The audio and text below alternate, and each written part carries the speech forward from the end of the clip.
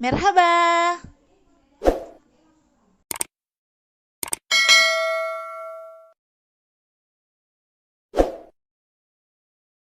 Assalamualaikum warahmatullahi wabarakatuh. Kaifa halukum? Bi khairin walhamdulillah. Kembali lagi bersama Ustazah Dila. Hari ini kita akan belajar pelajaran tematik bahasa Indonesia. Sebelum kita belajar, marilah kita membaca lafaz basmalah dan disambung doa belajar. Bismillahirrahmanirrahim. Rabbi zidni ilma warzuqani fahma wa amalan mutaqabbalan ya arhamar rahimin. Amin ya rabbal alamin. Oke, hari ini kita akan melanjutkan pelajaran minggu lalu yaitu tentang surat undangan. Hari ini kita akan membuat surat undangan. Pelajaran hari ini bisa anak ustazah lihat di buku tema 7, subtema 3. Setelah mempelajari materi hari ini, anak-anak ustazah diharapkan mampu membuat surat undangan resmi dan surat undangan tidak resmi dengan penuh tanggung jawab. Selain itu, setelah mempelajari materi hari ini, anak-anak ustazah juga diharapkan memiliki karakter-karakter sebagai berikut. Yang pertama, memahami dan berlatih ikhlas dalam beramal. Yang kedua, belajar amar ma'ruf nahi mungkar. Yang ketiga, membiasakan diri hidup ramah lingkungan atau go green. Yang keempat, belajar mengaitkan Al-Quran dengan kehidupan sehari-hari. Dan yang kelima, membiasakan diri untuk belajar dengan baik dan memanfaatkan waktu dengan sebaik-baiknya. Pelajaran hari ini akan berkaitan dengan hadis yang akan ustazah sampaikan, yaitu hadis riwayah Bukhari. Rasulullah SAW bersabda, "Maukah kau aku beritahu surat yang paling agung di dalam Al-Quran?" Lalu beliau bersabda, "Alhamdulillahirabbil alamin, dia adalah 7 yang diulang dan Al-Quran Al-Azim yang diberikan kepadaku." Dari hadis ini dapatlah kita ketahui bahwa ada salah satu surah yang diagungkan di dalam Al-Quran, yaitu surah yang ada ayatnya Alhamdulillahirabbil alamin. Ayo, surah apa? Yap, benar sekali, surah Al-Fatihah. Dan surah ini adalah 7 yang diulang-ulang. Jumlah surah Al-Fatihah ada 7 ayat dan dia selalu diulang-ulang ketika kita sholat. Contohnya kita sholat asar, 4 rakaat, berarti 4 kalilah diulang surah Al-Fatihah ini. Oke, anak ustazah, hari ini ustazah akan menjelaskan bagaimana cara membuat surat undangan resmi dan surat undangan tidak resmi. Ustazah, surat undangan setengah resmi nggak diajarin cara buatnya. Karena surat undangan setengah resmi ini hampir sama dengan surat undangan resmi, bedanya dia hanya tidak ada kop suratnya ya. Makanya ustazah hanya menjelaskan surat undangan resmi aja ya, sama surat undangan tidak resmi. Oke, let's get it. Sekarang kita akan masuk ke materi yang pertama, yaitu membuat surat undangan resmi. Bagaimana ustazah cara membuat undangan resmi ini? Yang pertama, langkah-langkahnya yaitu kita harus menentukan dulu alamat suratnya. Kepada siapakah mau dikirim, kepada lembaga atau instansi manakah mau dikirim, dan di mana alamatnya. Yang kedua, kita harus menentukan isi suratnya. Kira-kira isinya tentang apa? Misalnya undangan pengambilan rapor atau undangan rapat dan lain-lain. Dan yang ketiga, baru kita bisa menulis suratnya. Oke, hari ini ustazah contohkan surat undangan resminya itu adalah surat undangan pengambilan rapor. Ya, biasanya setiap semester, di akhir semester pasti anak ustazah akan menerima surat ini ya untuk pengambilan rapornya. Oke, yang pertama, di dalam surat resmi kita harus membuat kop suratnya. Biasanya di setiap lembaga ataupun instansi sudah punya kop suratnya masing-masing. Jadi, ini adalah salah satu ciri dari surat resmi. Dia harus ada kop suratnya. Setidaknya di dalam kop surat harus terdapat 4 bagian agar orang yang menerima surat mengetahui asal suratnya. Yaitu yang pertama adalah nama lembaga, instansi, atau perusahaannya.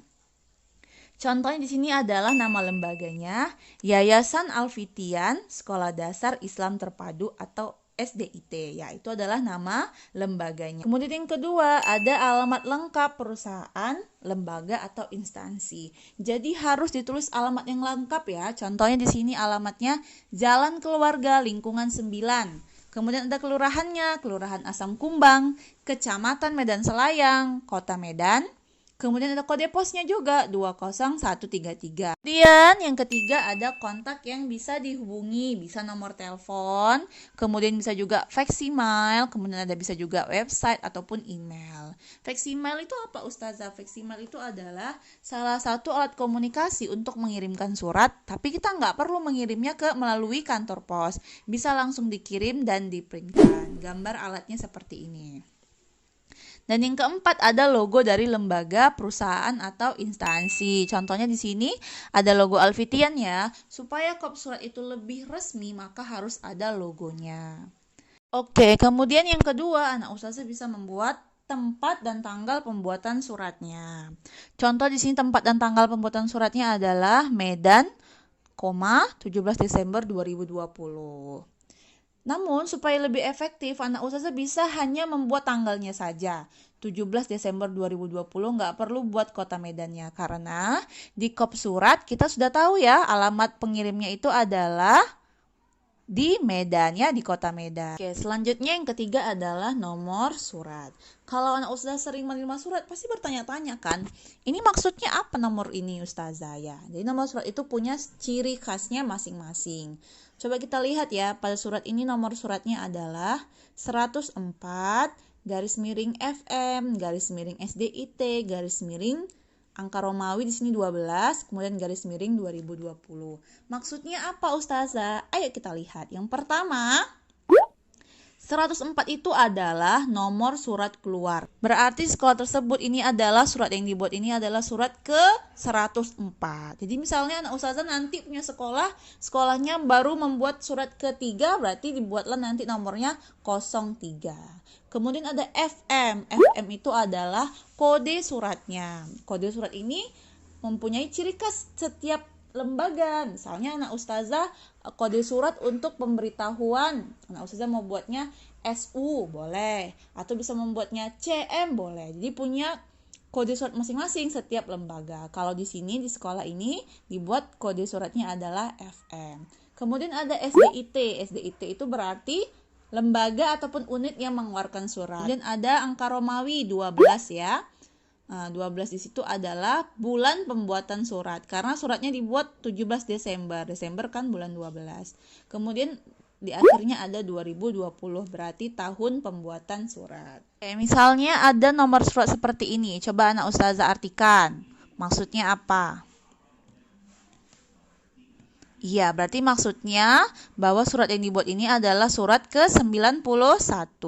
Kemudian kode suratnya adalah FM, yang mengeluarkan surat adalah SMAIT, kemudian bulan pembuatan suratnya bulan 2, dan tahun pembuatan suratnya tahun 2021. Oke, kemudian yang keempat kita masuk ke lampiran dan perihal surat. Jadi lampiran itu adalah suatu dokumen tambahan yang dilampirkan ke dokumen utama, yaitu surat kita. Jadi ketika memberikan surat itu, selain surat, ada lembar-lembar lain yang diberikan. Contohnya, kalau misalnya suratnya itu surat pengumuman ujian semester, maka lampirannya itu bisa nanti ada kisi-kisi mata pelajarannya, kemudian juga pemberitahuan untuk pembayaran uang sekolah, dan lain-lain.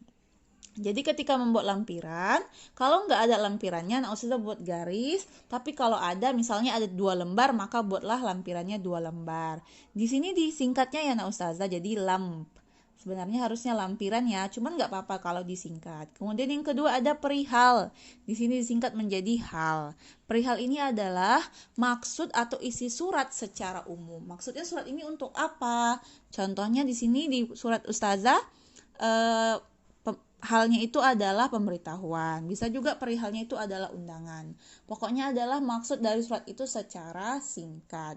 Dan ingat ya, ketika membuat perihal, di awal kalimat harus huruf besar. Contohnya nanti halnya itu adalah undangan pengambilan rapot. Berarti yang huruf yang besar itu hanya U-nya saja, undangan saja. Sedangkan huruf yang lainnya adalah huruf kecil. Kemudian yang kelima ada alamat suratnya. Contohnya di sini alamat suratnya adalah orang tua murid ya, wali muridnya. Oke, ada yang harus diperhatikan ketika ustazah membuat alamat suratnya. Yang pertama, Hindari penggunaan kata kepada yang terhormat. Iya, kenapa Ustazah nggak boleh? Jadi, YTH itu ikatan dari yang terhormat. Yang di sini maksudnya adalah kepada orang yang terhormat. Jadi nggak perlu lagi dibuat kepada, cukup dibuat YTH-nya saja dan diakhiri dengan titik. YTH yang terhormat titik. Kemudian yang kedua, penggunaan ungkapan bapak atau ibu maupun saudara-saudari hanya boleh digunakan jika diikuti oleh nama orang. Contohnya, Bapak Joko Widodo boleh pakai kata bapak karena setelahnya ada nama orang. Kemudian saudari Dila boleh pakai kata saudari karena diikuti oleh nama orang. Tapi kalau nggak ada nama orangnya Ustazah, nggak perlu pakai bapak ibu. Nah, contohnya di sini cukup anak Ustazah pakai yang terhormat wali murid kelas 1 sampai dengan 6. Nggak usah pakai bapak atau ibu supaya lebih efektif. Jadi yang lebih efektif itu nanti akan seperti ini dia ya. Yang terhormat wali murid kelas 1 sampai 6 ya kan, di tempat ya. Di tempat ini digunakan kalau orang yang akan diundang ini banyak dan kita tidak tahu satu persatu alamatnya, cukup dibuat di tempat. Tapi kalau anak Ustazah tahu alamat orangnya dan yang diundang hanya satu orang, suratnya itu untuk satu orang, maka buatlah contohnya, yang terhormat Ibu Ningsih, Jalan Mawar nomor 7 Medan. Selanjutnya yang keenam ada salam pembuka. Anak Ustazah boleh pakai dengan hormat, boleh pakai Assalamualaikum warahmatullahi wabarakatuh, boleh juga dengan salam sejahtera. Oke, selanjutnya kita masuk yang ketujuh yaitu isi suratnya. Jadi pada isi surat anak Ustazah boleh awali dengan menggunakan kata sehubungan ya. Sehubungan dengan berakhirnya aktivitas belajar baru koma, maka kami beritahukan kepada Bapak Ibu sebagai berikut ya. Kemudian buatlah hari, tanggal, pukul, tempat acaranya. Atau boleh juga menggunakan kata melalui. Melalui surat ini kami mengundang Bapak Ibu untuk hadir dalam acara pembagian rapor siswa yang akan dilaksanakan pada titik 2. Kemudian boleh juga buat hari atau tanggal, pukul dan tempatnya pakai kotak ataupun tabel seperti pada surat ini. Boleh juga nggak tabel? Nah, buatlah seperti ini.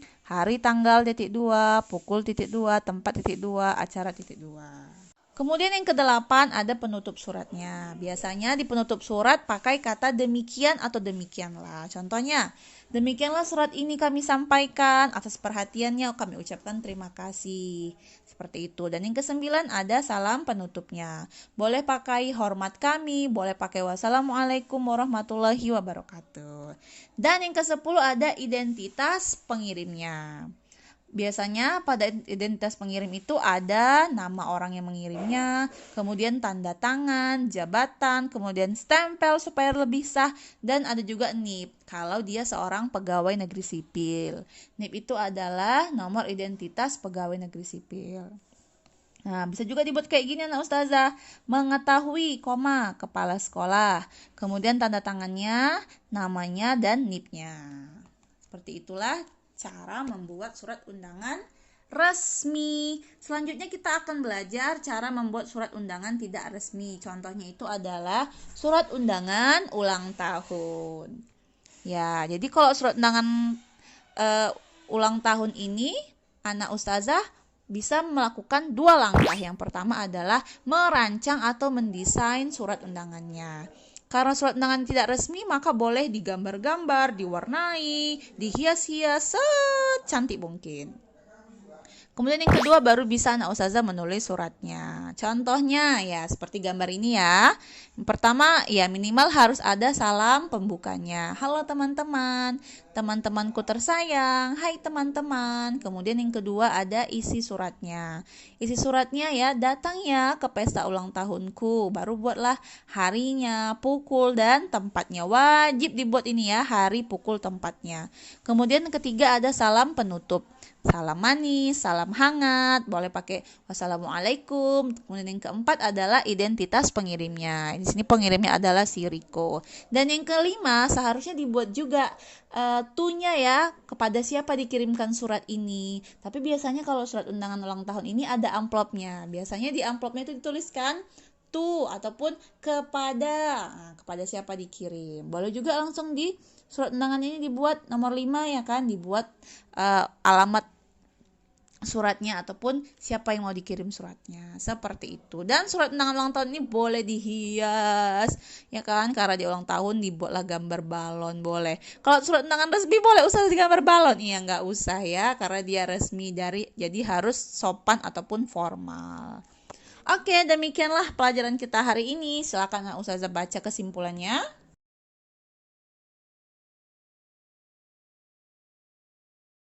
Selanjutnya tugasnya adalah ada 2 tugas. Yang pertama, buatlah surat undangan pengambilan rapor dengan ketentuan sebagai berikut. Jadi anak Ustazah buat surat undangan pengambilan rapor.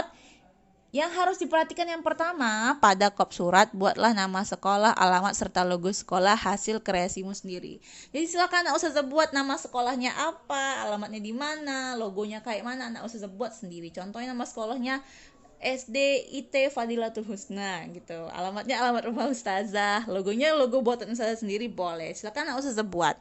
Yang kedua, buatlah tanggal, hari, dan tempat pengambilan rapor sesuai keinginanmu ya. Terserah anak Ustazah, kalau bisa sih buatnya tanggal semester inilah ya, semester ini pengambilan rapotnya. Kemudian yang ketiga, tanggal suratnya, berarti tanggal pembuatan suratnya adalah 20 Juni 2021. Nah, karena tanggalnya segitu, silakan anak Ustazah sesuaikan dengan nomor suratnya. Nah, kalau tanggal pembuatan suratnya 20 Juni 2021, kayak mana ya kira-kira nomor suratnya? Silahkan dibuat. Dan yang keempat, anggaplah anak Ustazah adalah kepala sekolah di sekolah tersebut. Maka nanti yang menandatangani, yang buat namanya adalah anak-anak Ustazah. Kemudian yang kedua, buatlah surat undangan ulang tahun sekreatif mungkin. Ini nggak ada Ustazah berikan ketentuannya. Silahkan digambar, diwarnai, dibuat secantik mungkin surat undangan ulang tahun anak-anak Ustazah. Tanggal lahirnya tanggal lahir anak Ustazah. Udah lewat Ustazah ulang tahun saya, nggak apa-apa, dibuat aja. Oke? Demikianlah pelajaran kita hari ini. Semoga anak Ustazah tetap semangat belajar ya, walaupun belajar dari rumah. Ustaz tutup dengan lafaz hamdalah dan doa kafaratul majelis. Alhamdulillahirabbil alamin. Subhanakallahumma wa bihamdika asyhadu an la ilaha illa anta astaghfiruka wa atubu ilaik. Tasakur ederam. Assalamualaikum warahmatullahi wabarakatuh.